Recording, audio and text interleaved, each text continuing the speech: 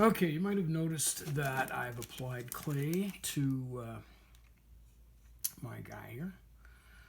You might notice also that some of the clay is white. Well, I took a shortcut and it didn't quite work. I used some white Sculpey that I've got here. It was already conditioned, but I'm finding it much softer than the original, the Super Sculpey. So it's kind of smeared all over the place, and I'm a little concerned about whether it will bake at the same rate as the regular stuff. So just a little point, sometimes shortcuts are not shortcuts. They cost you more time. But this is all a bit of an experiment, and I'm just about finished applying the Sculpey to this guy. And on to the next step, folks. Yeah!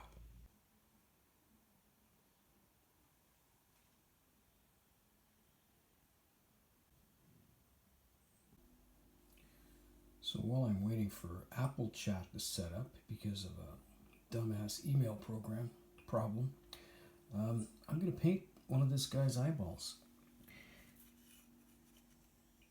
One which I've plucked from his head. This is just Turner acrylic gouache, or acryl gouache is what they call it, but that's what it is. So this is a bit thick. I need a bit of water on here.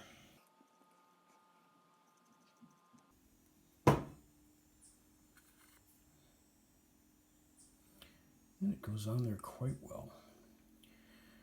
Now what I probably should have done was mounted that on a pin or something, otherwise I'm going to get painted hands. Probably give that 2 coats.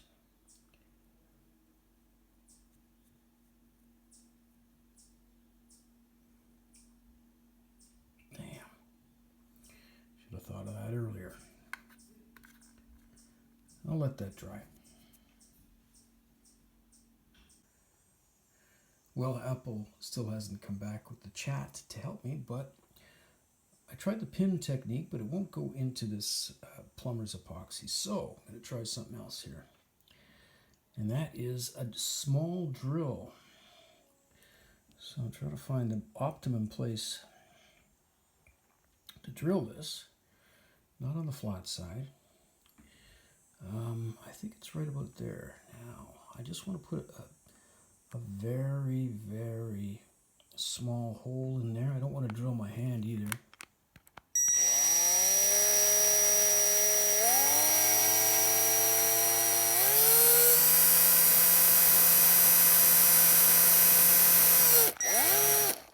And that ought to do it. Thank God for old Milwaukee, not the beer, the power tool. Still waiting for Mac though.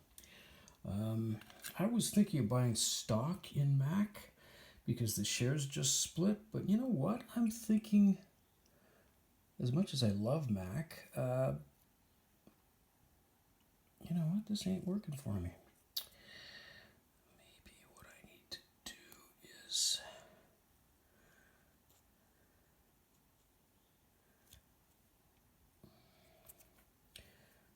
try not to stick it in my hand is what I want to do.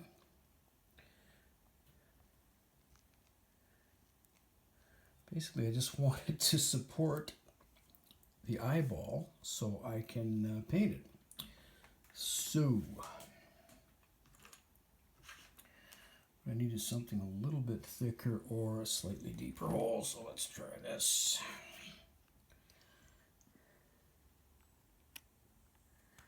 Now what I can do with this, it's not a big deal that there are holes drilled into this thing.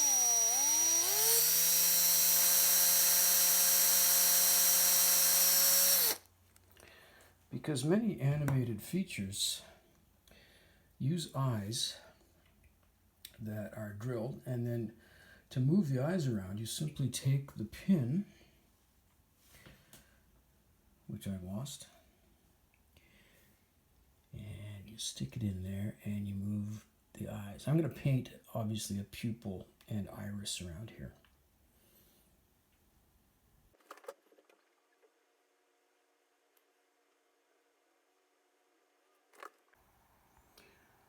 So I've stuck a nail through this in the hole that I actually drilled, and I made a little support for it out of one of these clips. You can also get these cool little vices, which I'm going to start using from now on. But this works. You can also stick it in a spare piece of Sculpey. This is on a pin, and it makes it easier to paint these things. I wanted to put a glaze, although this says matte. Oh man, Liquitex. I wanted to make the eyes look all nice and bright and shiny and stuff, but I just noticed this says matte gel. So maybe what I'll do is I'll put a coat over top of it, and then I just happen to have a clear coat stain, which I might put over top of it. Let's make this work. Come on, we can do this. I need a bit of water. And even the matte gel will put a little bit of gloss on this. And that's the whole idea. Get those eyes nice and bright and glossy. Yeah. I get enough of this on them. So what I'm going to do is notice how nice and round those pupils are. Well, guess what they are? They're lettrecette. I don't know if you know what lettrecette is. It was a rub-down lettering technique, obviously manufactured by Lettrecette. So I'm going to put it over top of that just so it protects it and it covers it and makes sure that it stays there. And trying to make sure it's a nice even tone. I don't have to do it all the way around because much of the eye is going to be stuck into this guy's eye socket right here. Let's see how it works. I've decided to bulk out his mouth a little bit, just so I could have an open mouth. I'm not sure whether I should keep those. I put lips on him. How many? You don't see too many lips on seagulls, but I don't know. Maybe I just leave it without. I don't know. I'm going to try to smooth this down a little bit, and let's see what happens. Maybe it's too much, but it kind of builds up the cheeks as well. And I just have to blend all this stuff together so it looks correct, and it gives him those cute cheeks. Give him a cheeky look, I say. And I think it's working. I might just I'll do, maybe I could consider leaving one side the bigger part of the mouth. What I also want to do is put some teeth in there. Right, so let me continue that, and let's see what it looks like. By the way, to put those indentations in the mouth, what I did was I used a tool with essentially a ball on it, and there are smaller ones. Unfortunately, I don't have one, but it basically fit in there quite well, and I was able to open up the mouth. Let me continue with that and just smooth it, blend it into the face. Now this is going to take a little smoothing with the alcohol a bit later, just to get everything perfectly smooth. And what I might do is actually, once I bake this thing, is I'll probably do a little bit of sanding on it too. I'd like to demonstrate that. Now we are obviously running out of time, and this thing's getting in the way here. But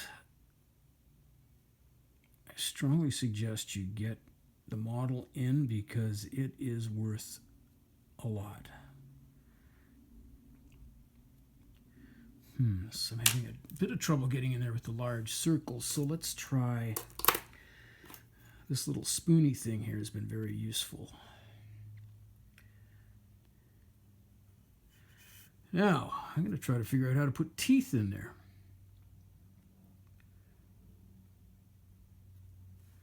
That's kind of fun.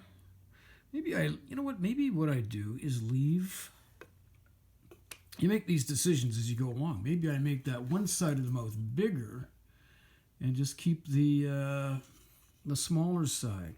Now, I may have to indicate where the beak kind of opens up. Wait, what is that? A little piece of Sculpey ended up on there. So I wonder if I need to do that. Maybe I just sculpt a line in there all the way across. But we'll get to that. We'll get to that.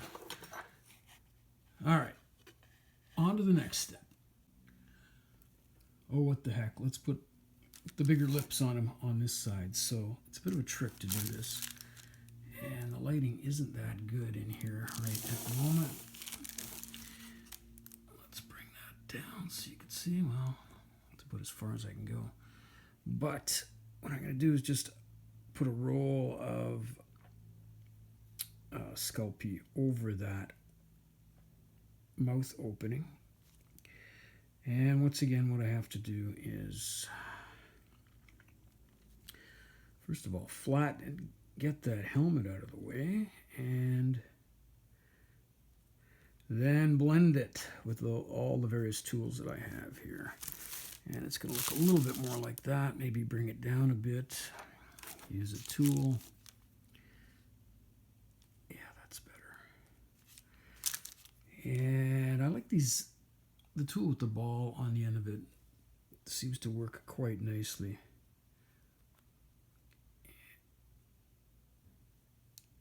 And it's fairly easy to blend that in to the rest of the face. And I'll take some good old rubbing alcohol. Here it is, isopropyl rubbing alcohol. You can also, as I said before, you can purchase this stuff from Sculpey, but it's way more expensive. And I'll just try to blend that in as best I can. I can use my fingers. The thing about the alcohol is that you can put a little bit on your finger. Try not to spill it. What it tends to do is it melts and blends the Sculpey quite nicely. You can do it along with a tool. You can apply it with a brush, and it blends it. Sort of like that. It softens it. It essentially melts the stuff. By the way, don't bake your sculpture if you've got damp rubbing alcohol on it. You'll blow up your kitchen. Fortunately, this stuff, it dries very, very quickly. Rubbing alcohol evaporates. And I'm going to blend the rest of that around there. May have to sand that a little bit later. I want to bring that down a little bit, blend it in with the rest of the face and so forth. We're starting to get the look of it there. That's and I still want to put some teeth in here. We'll get to the teeth. Well, I tried to put the teeth in to the mouth, and I ended up with a little bit of a mess there. It looks like somebody just put some shaving cream in his mouth. I've tried to remove some of it. I'm trying to get rid of the rest of it. But I just came to the realization that I could bake this guy and put the teeth in afterwards. Why didn't I realize that? It's the softer white Sculpey, and it's more difficult to work with, I find. But I will rectify this problem and put the teeth in later. I got the eyes done. Well, sort of. I want to put the clear coat on them so to make them nice and shiny. Look at that look. What a guy.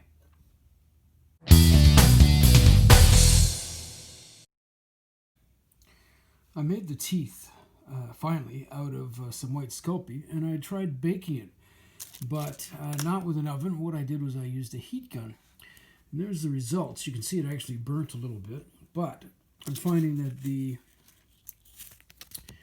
The burnt portions either can be painted over, or if I really want to, I can just sand it off, but just as easy to paint over top of it. And it hardened it up pretty good. So what I'm going to do is basically stick it in the, well, I'll paint it first, but I could stick it in here, I think. And then there goes my light. The sun just got cloudy. Notice there's a little bump there. I think it bubbled, so it takes a little bit of experimentation, but I think I can sand that down as well.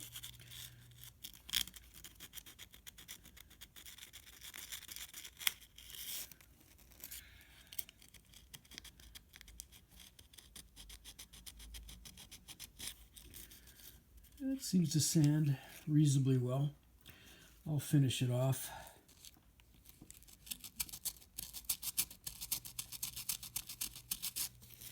Not bad. It seems to be working. I'll paint that up and let's see how it works.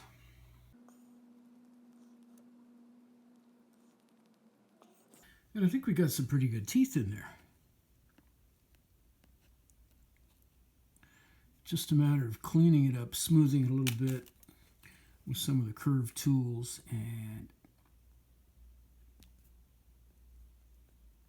I'm getting a pretty good face in there. So bottom line, I think the main tip here is if you're going to do teeth and stuff, you can make them separately and then harden them, whether baking it in an oven. I found a heat gun work, but that's kind of trial and error.